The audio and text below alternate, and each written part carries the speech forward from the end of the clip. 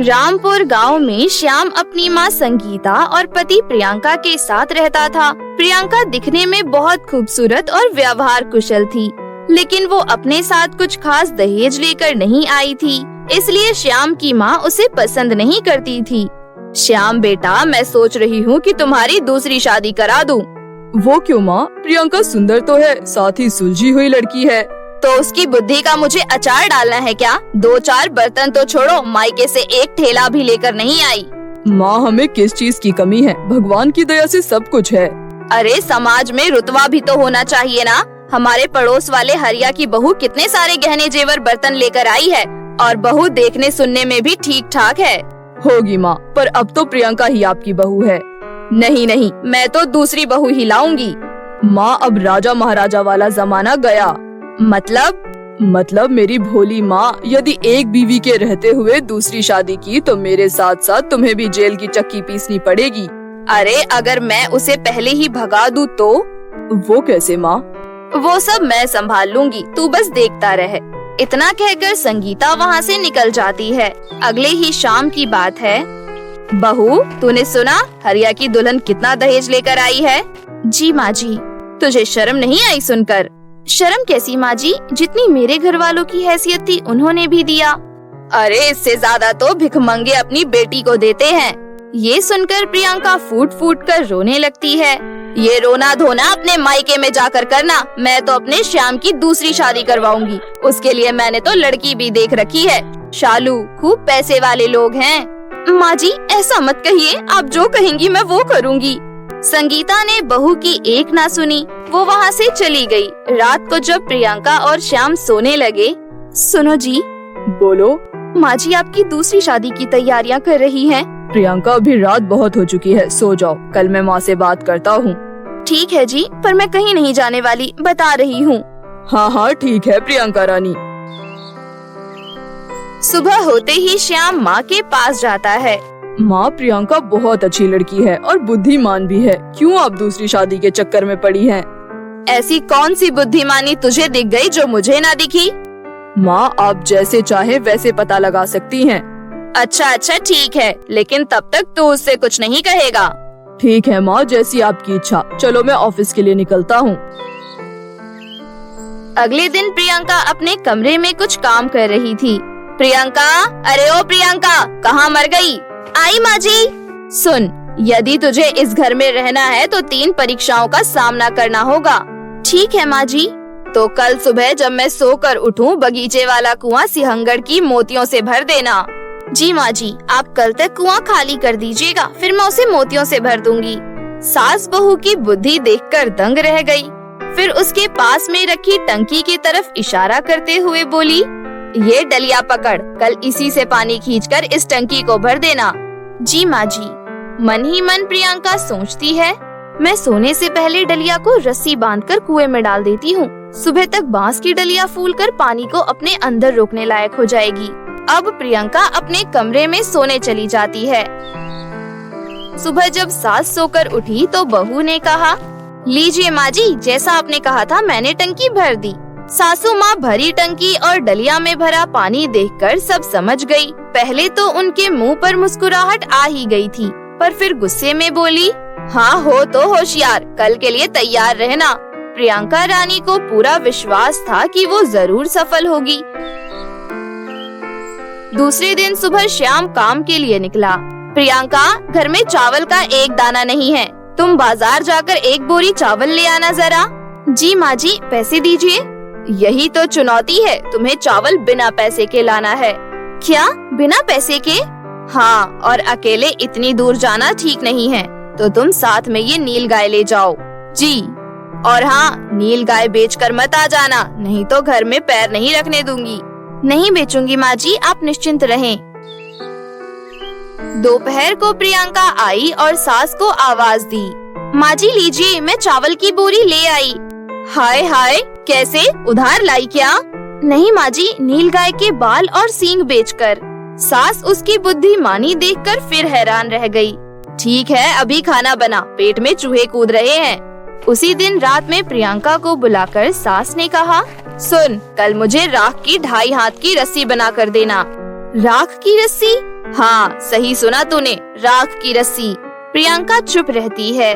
ये तेरी आखिरी परीक्षा है। अगर तू इसमें सफल होती है तो तू जो कहेगी मैं वही करूँगी। प्रियंका बिना कुछ कहे कमरे में चली जाती है। सुबह होते ही सासू माँ मन ही मन सोचती है, लगता है इसका कोई तोड़ नहीं मिला प्रियंका रानी को, तभी तो सामने नहीं आई। चलो बढ़िया है, पीछा छूटा। अब मैं जाकर नहा लेती हूँ। उधर प्रियंका ने एक बड़ी सी थाली में नाप कर 2.5 हाथ की रस्सी रखी और उसमें आग लगा दी, जिससे वो रस्सी राख की बन गई।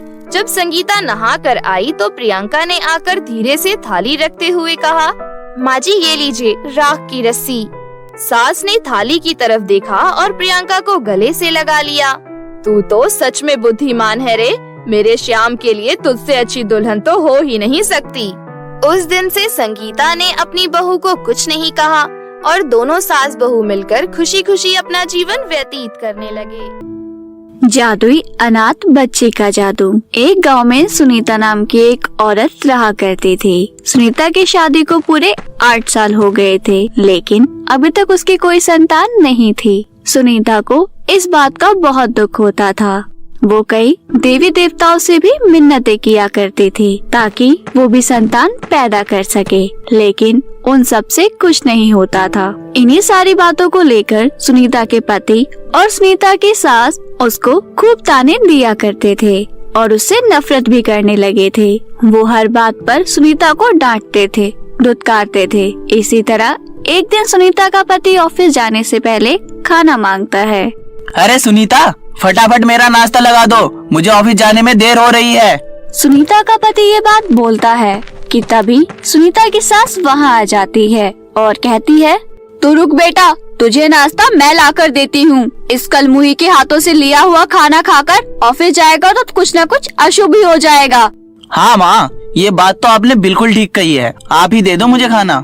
सुनीता ये बात सुन लेती है, लेकिन उसके लिए ये चीजें अब आम हो गई थी, इसलिए वह इग्नोर करती है। लेकिन उसी रात जब सुनीता का पति वापस घर लौटता है तो वो देखता है कि उसकी माँ मुंह लटका कर बैठी है। वो अपनी माँ से कहता है, अरे माँ, क्या हुआ, इस तरह मुंह लटका कर क्यों बैठी हो? तुझे पता है हमारी पड़ोस वाली लता ने मोहल्ले की सारी औरतों के सामने मुझे भर भर कर ताने मारे। आज तुझे फैसला करना ही होगा, या तो तेरी बीवी इस घर में रहेगी या मैं। ये आप कैसी बातें कर रही हो माँ? लता आंटी तो वैसे भी बहुत बोलती है, उनकी बात सुनता ही कौन है मोहल्ले में? मुझे कुछ नहीं पता, तुझे दूसरी शादी करनी ही होगी क्योंकि तेरी बीवी तो कोई बच्चा पैदा करने से रही। अपनी माँ की ये बात सुनीता के पति को सही लगती है। वो अपनी माँ से कहता है, आप सही कह रही हो माँ, मुझे अब दूसरी शादी कर लेनी चाहिए क्योंकि सुनीता से हम किसी बच्चे की उम्मीद तो रख नहीं सकते। आप मेरी दूसरी शादी की तैयारियाँ कीजिए। ये बात सुनीता सुन लेती है। ये बातें सुनने के बाद सुनीता के पैरों तले जमीन खिसक जाती है। वो तुरंत अपने सास और पति के पास जाती है और कहती है, भगवान के लिए ऐसा मत कीजिए, अगर मुझे बच्चा नहीं होता तो इसमें मेरी क्या गलती है? आप इसकी सजा मुझे क्यों दे रहे हैं? देखो सुनीता, मैं अब दूसरी शादी करके रहूंगा। तुम औरत के नाम पर कलंक हो कलंक, तुमसे एक बच्चा तो होता नहीं है। अभी के अभी मेरे घर से निकल जाओ। सुनीता को कुछ समझ नहीं आता कि वो क्या करे। वो अपनी सास और अपने पति के आगे बहुत गिड़गिड़ाती है, परंतु दोनों में से कोई भी सुनीता की नहीं सुनता और वो सुनीता को घर से बाहर धक्के मारकर निकाल देते हैं। सुनीता अकेले ही चल पड़ती है। उसे नहीं पता था कि वो किस रास्ते पर जा रही है। चलते चलते माता रानी का मंदिर आ जाता है। सुनीता रात वहीं गुजारने का निश्चय करती है। मैं आज की रात माता रानी के मंदिर में ही गुजार लेती हूँ।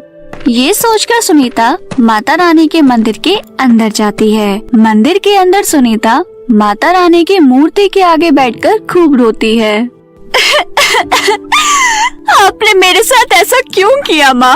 आपको तो पता है मेरा इस दुनिया में कोई नहीं है। अगर मुझे एक बच्चा ही दे देती तुम तो क्या हो जाता? कम से कम ये दिन तो नहीं देखना पड़ता मुझे।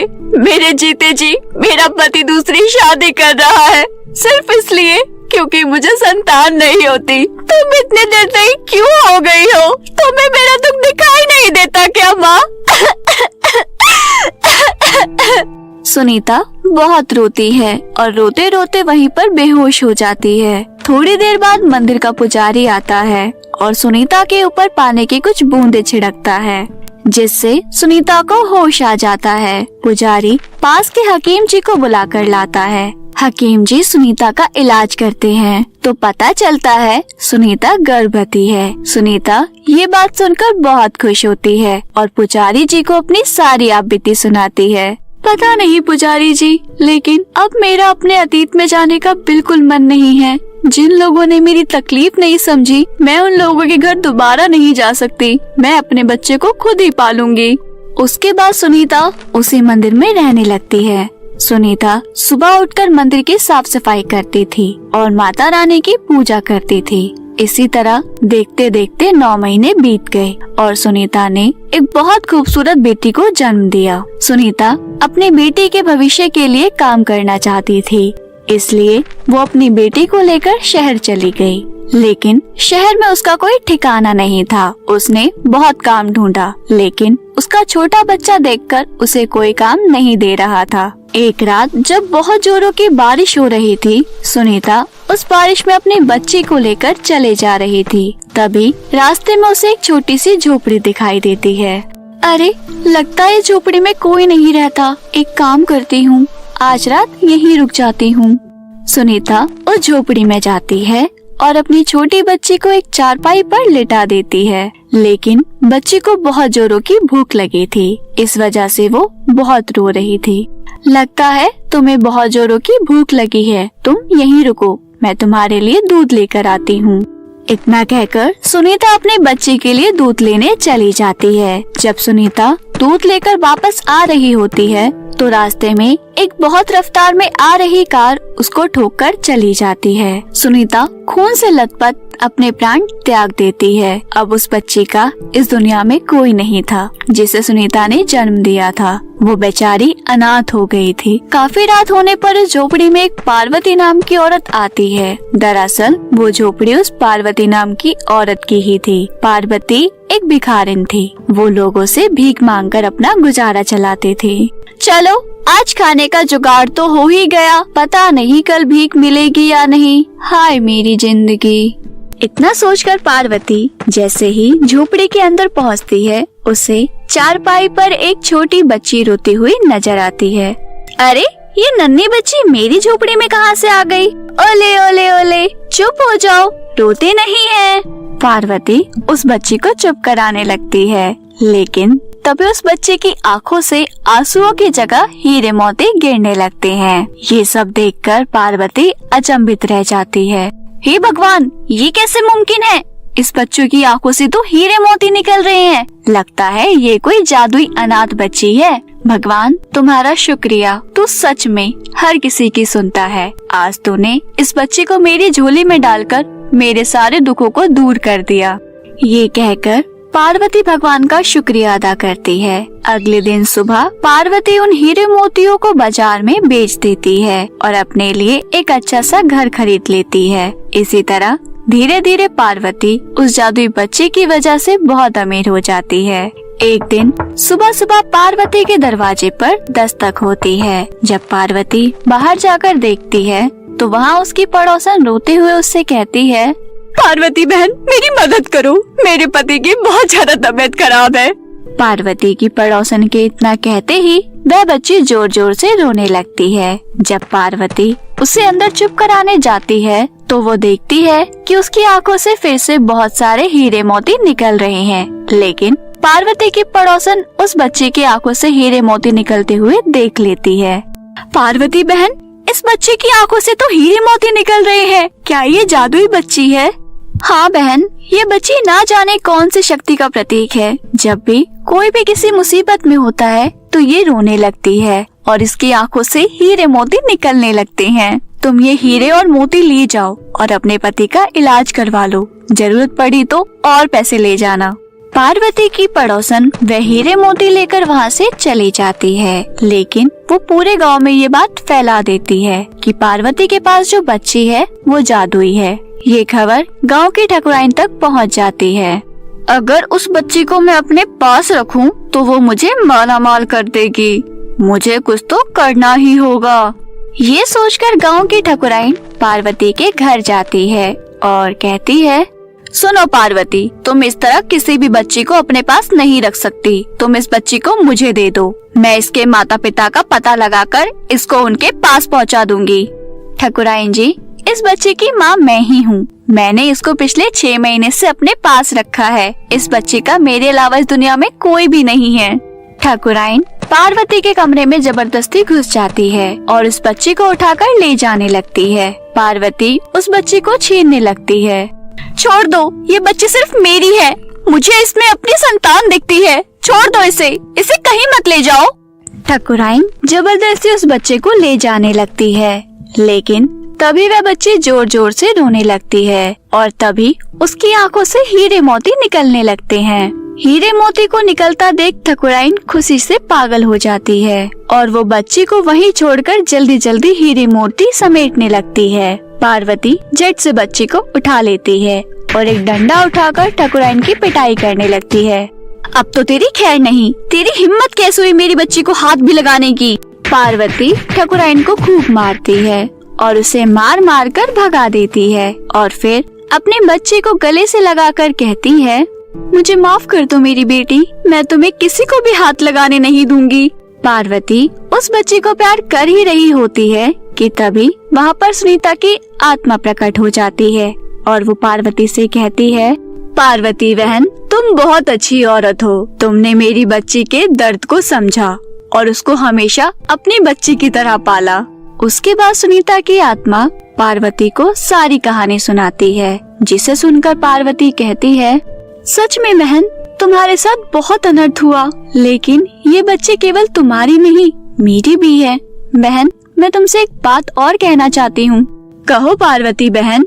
मुझे मेरे बच्चे के जादू से कोई लालच नहीं है, बल्कि इस जादू की वजह से मेरी बच्ची को बहुत खतरा है। तुम मेरी बच्ची को एक साधारण बच्ची बना दो।